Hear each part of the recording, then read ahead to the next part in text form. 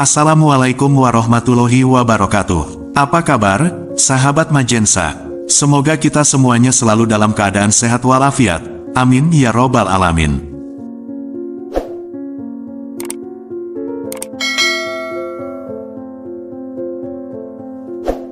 Sahabat Majensa, pada kesempatan yang berbahagia ini, kita akan membahas beberapa tanaman penolak santet atau gangguan ilmu hitam jika ditanam di depan rumah Anda. Lantas, tanaman apa sajakah itu? Tonton dan simak video ini hingga selesai, agar informasi yang kami sajikan tidak gagal faham di memori pikiran Anda. Jika video ini bermanfaat, silahkan subscribe, like dan komentar. Terima kasih.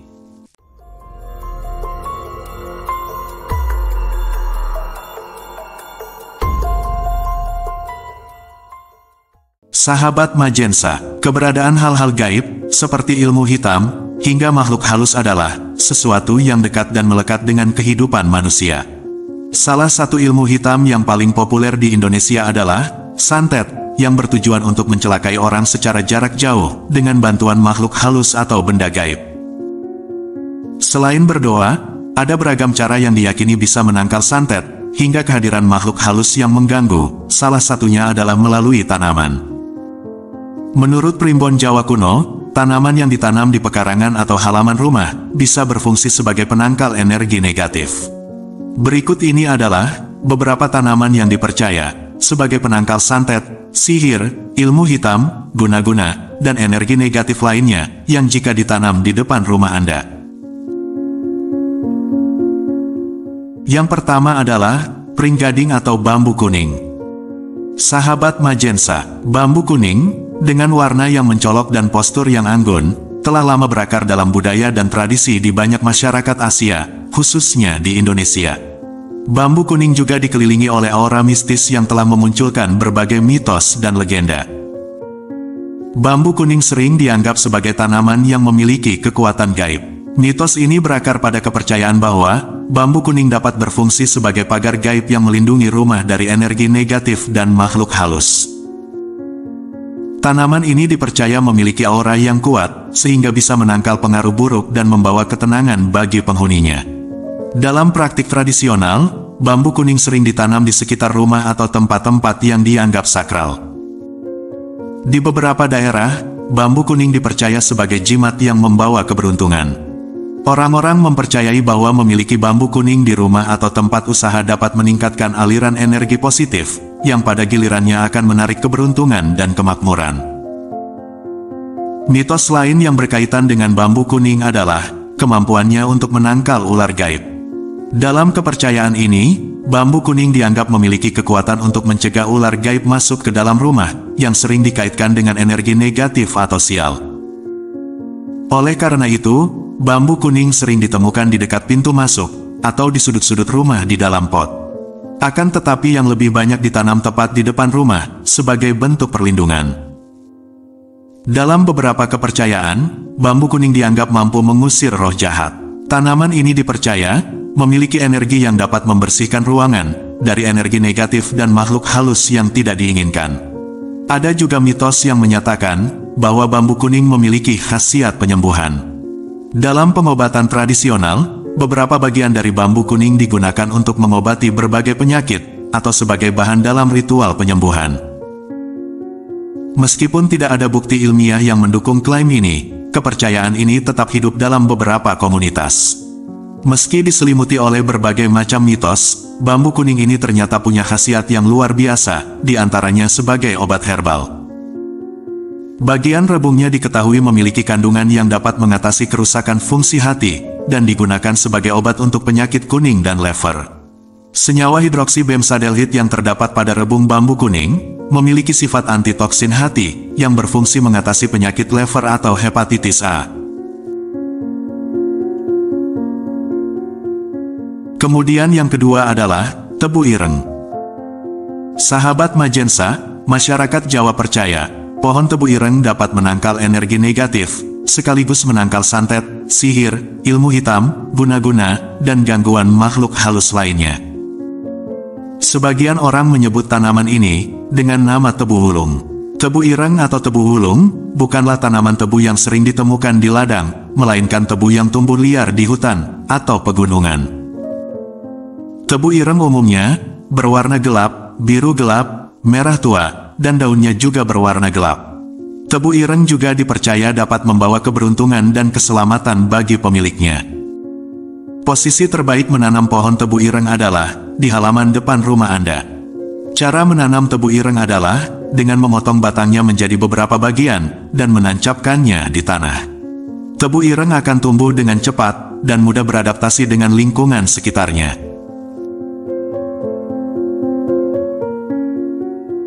Kemudian yang ketiga adalah daun kelor. Mitos tentang daun kelor begitu beragam, dari kemampuannya mengusir makhluk halus hingga dipercaya sebagai penawar segala penyakit.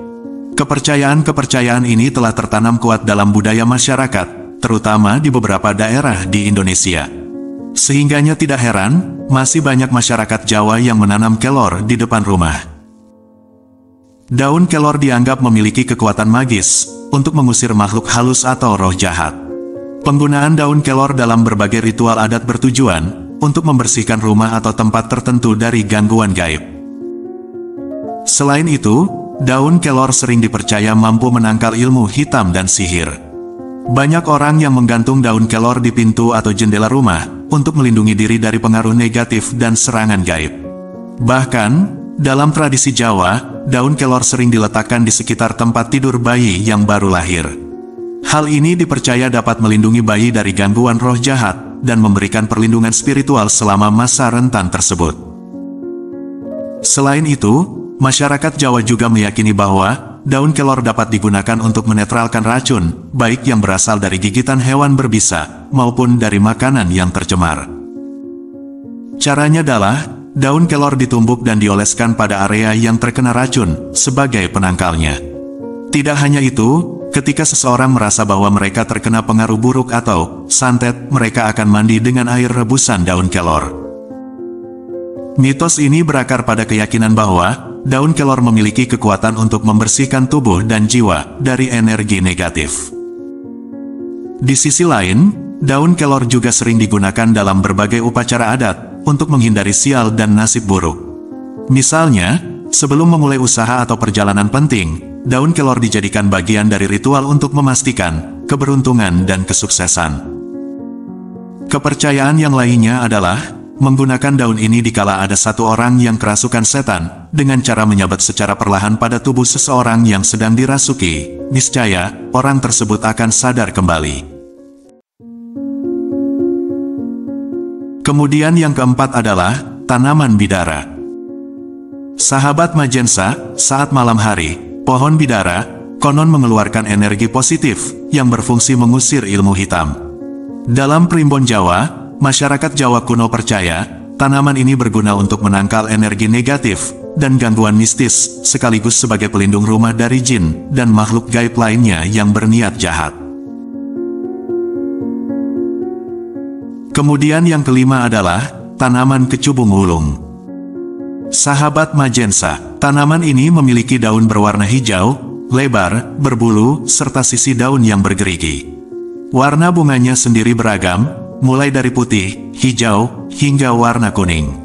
Dalam kesehatan, daun kecubung hulung bisa digunakan sebagai obat rematik, sakit pinggang, dan asam urat. Sementara dalam primbon Jawa, tanaman ini bisa digunakan sebagai tanaman tolak balak, untuk santet, sihir, ilmu hitam, penangkal teluh, hingga guna-guna. Sehingganya, masih banyak yang menanam kecubung di pekarangan rumah. Mitos lainnya yang menarik adalah, bijinya kerap menjadi campuran ramuan cinta kuno. Jika mencampurkan biji atau bubuk kecubung ke dalam makanan seseorang, dipercaya, ia akan jatuh cinta kepada Anda. Kemudian yang keenam adalah bunga mawar merah. Sahabat Majensa, tidak hanya menjadi simbol cinta, bunga ini juga memiliki manfaat untuk mencegah dan menangkal energi negatif, seperti santet dan sihir. Bunga mawar merah memiliki kemampuan dapat menangkap energi negatif, lalu menyalurkannya ke tanah. Bagi kalian yang ingin terhindar dari energi negatif, maka tanamlah bunga mawar merah ini di pekarangan rumah Anda. Selain bentuknya yang indah, tanaman ini juga dapat mencegah energi negatif. Jika dilihat dari manfaatnya, wajar saja tanaman ini digemari banyak orang.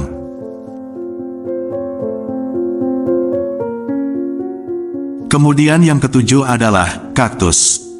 Sahabat Majensa, tanaman yang sudah tidak asing ini memiliki manfaat sama seperti halnya bunga mawar. Dapat menangkap energi negatif dan menetralisir serangan santet dan energi negatif lainnya.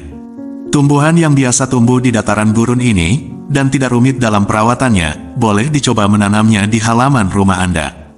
Selain menangkal energi negatif, konon katanya ini dapat menarik energi rezeki. Itulah beberapa tanaman yang diyakini bisa menangkal berbagai serangan santet maupun ilmu hitam lainnya. Percaya atau tidaknya, tergantung dari keyakinan masing-masing. Beribadah dan berdoa kepada Tuhan Yang Maha Kuasa adalah hal yang terpenting dan yang dapat menghindarkan kita dari hal-hal negatif. Namun sebagai umat Muslim, perlu kita ketahui bersama bahwa kebaikan dan keburukan yang terjadi adalah datangnya dari Allah Subhanahu wa Ta'ala. Sebagaimana firman-Nya, kebajikan apapun yang kamu peroleh adalah dari sisi Allah, dan keburukan apapun yang menimpamu, itu dari kesalahan dirimu sendiri. Kami mengutusmu, Muhammad, menjadi Rasul kepada seluruh manusia, dan cukuplah Allah yang menjadi saksi. Quran Surat An-Nisa ayat 79. Kurang lebihnya mohon maaf. Wallahu a'lam bishawab. Wassalamualaikum warahmatullahi wabarakatuh.